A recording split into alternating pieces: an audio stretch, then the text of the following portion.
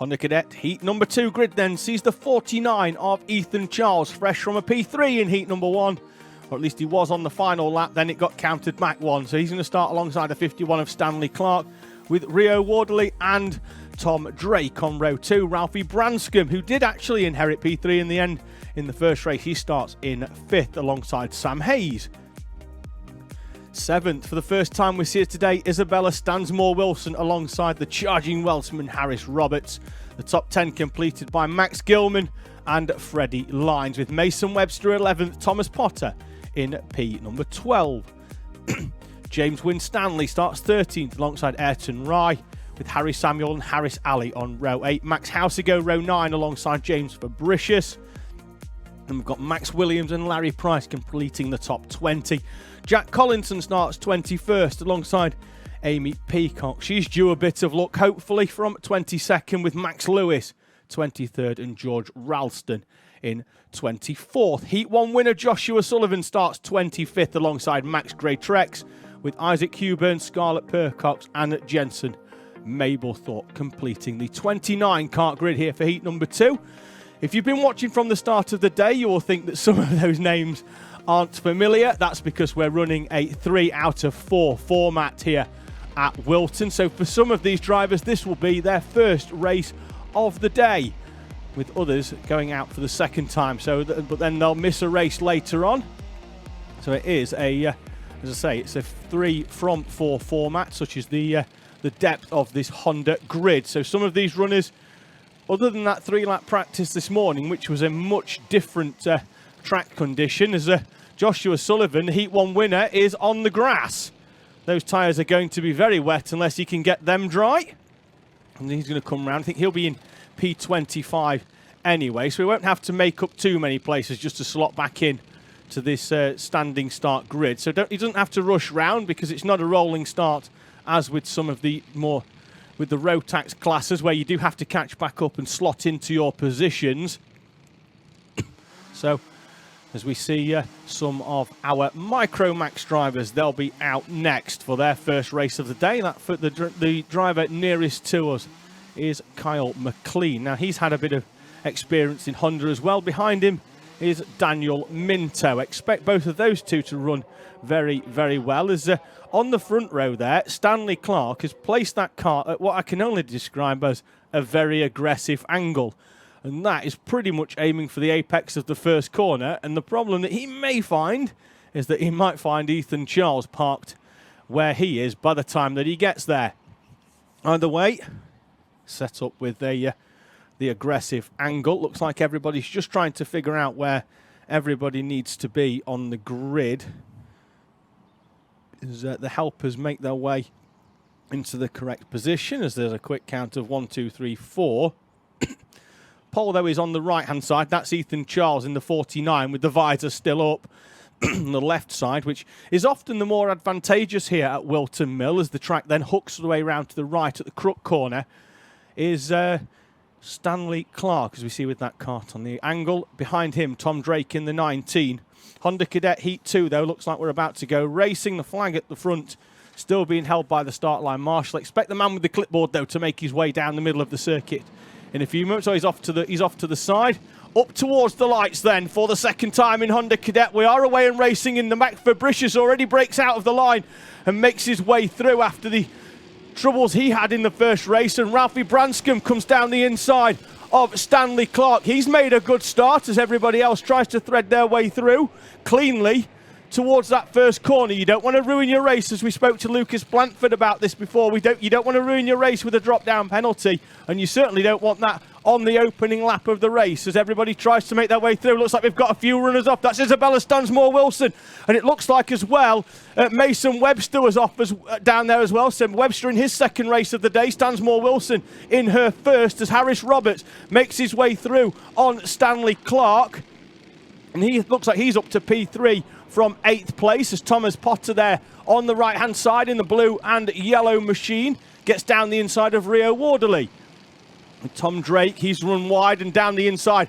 Looks like that's going to be Freddie Lines and Sam Hayes. As in the background, we see a couple of other drivers getting side by side. Over start finish then for the first time. Ethan Charles leading the way then from Ralphie Branscombe and Harris Roberts. Stanley Clark then a driver who we're not picking up. There's how Harris Roberts goes down the inside of Ralphie Branscombe. Branscombe tries to close the door, but he's too late.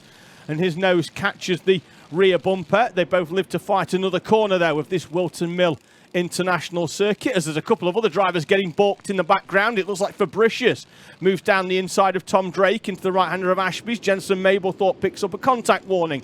They'll flash up in the bottom right-hand corner of the screen as Harris Roberts bounces over the curbs there at Ozier's. Side by side, looks like Harris Alley has to yield to James Fabricius, who needs a good result in this one, but may well still end up in the B final after the issues he had in the first race of the day with his kart beached up on somebody else's front fairing. So, even so, as we could potentially have a change for the lead, Harris Roberts dives to the inside. The Welshman gets past Ethan Charles. And the leading duo, though, are off down the road. In the background, though, it looked like there was, just having a quick flash to see who comes through. It could be Thomas Potter, is the driver that was in P4, whose transponder I don't think is picked up. Let's have a quick look. There he is, battling it out with Ralphie Branscombe and Stanley Clark, and he was in front of Branscombe on the previous corner, so Branscombe's returned the favour back up into P3. Everybody looking left and right, a trio of barn owls swivelling their heads to see where each of them are as Branscombe goes wide, bounces, drops a wheel off the track, loses one place, but does incredibly well just to keep that kart facing in the right direction there, Ralphie Branscombe, because it looked like as soon as he dropped that rear wheel off, looked like it was going to pull that kart round into a pirouette.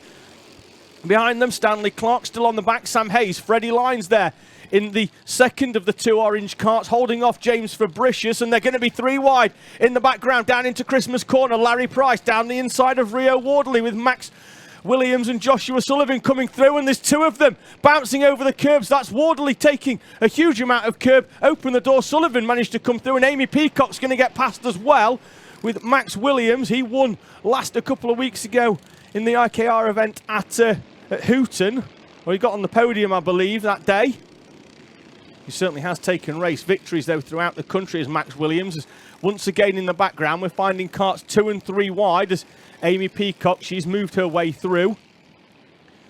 And still there, Harris Alley in the background. Stansmore Wilson is going to try and get down the inside, and it looked like it was Max Gray-Trex who was in the background there struggling to come through. Harris Roberts then leads the way by 2 seconds. Freddie Lyons gets to the inside, and it looks like Fabricius is going to try and get down the inside as well. Stanley Clark's going to get hung out to dry and loses 2 places in one corner. Fabricius is going to try and cut back to the inside and get the cut back in that triple complex of corners from Christmas down to Inkermans, but he can't get alongside. Contact warning, bottom right corner there for Isabella Stansmore Wilson. And she's not had a trouble-free race. Once again, difficulties in the opening round at Fulbeck about a month ago, where she lost a wheel in heat number 2. Saw her going off P6 in the B final, which she eventually won and got into the A, as we see Fabricius getting through past Freddie Lyons. That is for P7. Over the line they come then. 2 minutes and 20 remaining. Roberts, Charles, Potter, Branscombe, Hayes, Fabricius, Lyons, Clark, Rye and Price. Then the top 10 as Price gets past Ayrton Rye on the previous lap. Side by side as they head down then towards Christmas Corner. That's Joshua Sullivan going down the inside of Ayrton Rye into the corner. Well, they hold on. They do. Sullivan through then, and from his 25th starting position is up inside the P10 in front of Ayrton Rye. Max Williams behind, Amy Peacock as well. Jack Collinson, George Ralston, Max Gray-Trex, who started 26th, is up to 16th. Jensen Mablethorpe, our leading novice, through from the back of the pack up into 17th place in front of Harris Alley, Isabella Stansmore Wilson and Rio Wardley.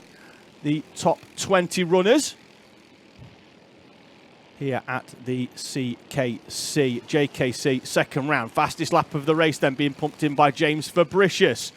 As in front there, Joshua Sullivan takes a very wide line, which Max Gray-Trex also takes around that final complex of corners, although personal bests coming in for a number of our drivers, as Fabricius now in front of Sam Hayes in P5. Hayes going with in P6. Good performance then from Sam Hayes, the number 11 from Duckenfield in Cheshire. And Fabricius, who got on the podium in the opening round behind Harris Roberts. Coming through and with a strong performance. This is the battle for second place. Potter has closed the gap on Ethan Charles, and Charles was some 2 seconds away down the road, but now Potter, having got past Ralphie Branscombe, has started to catch up, but he's brought Branscombe along as well with him. And in the background, James Fabricius not too far behind, but the time is beginning to run out. Round the outside they go of some of the lap traffic as they all slot back in. So Potter and Branscombe has half a look down the inside of Ethan Charles. Decides he's going to have another corner at it. Contact warning then for Amy Peacock in the bottom right-hand corner.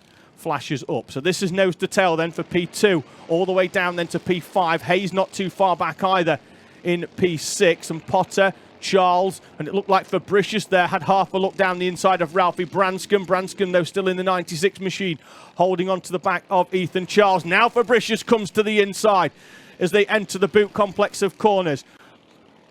Time has elapsed, but I think the race leader is already through. No, he's not. Over the line they come then. Last lap for our Honda Cadet. Heat number 2 here at Whilton Mill, and 52 seconds for this battle for second place to figure itself out. Harris Roberts has just got to keep that kart facing in the right direction. Ethan Charles coming under pressure from Ralphie Branscombe, and James Fabricius is going to go down the inside. Can Fabricius hold on? Will he get hung out to dry on the grass? Who's going to get the cutback? Ethan Charles gets back down the inside of Ralphie Branscombe, and James Fabricius makes up 2 places in one corner with a fantastic opportunistic move down the inside of both Ralphie Branscombe and Ethan Charles. Sam Hayes then hanging on the back in P6. Great from him. Lines, Clark, Price and Sullivan then still in the top 10, although they are split now by 16 seconds as this battle for the front. Checkered flag will be out in a few moments time then. Harris Roberts 5 seconds down the road comes through to take victory in heat number 2. His first race of the day. Potter gets second. Fabricius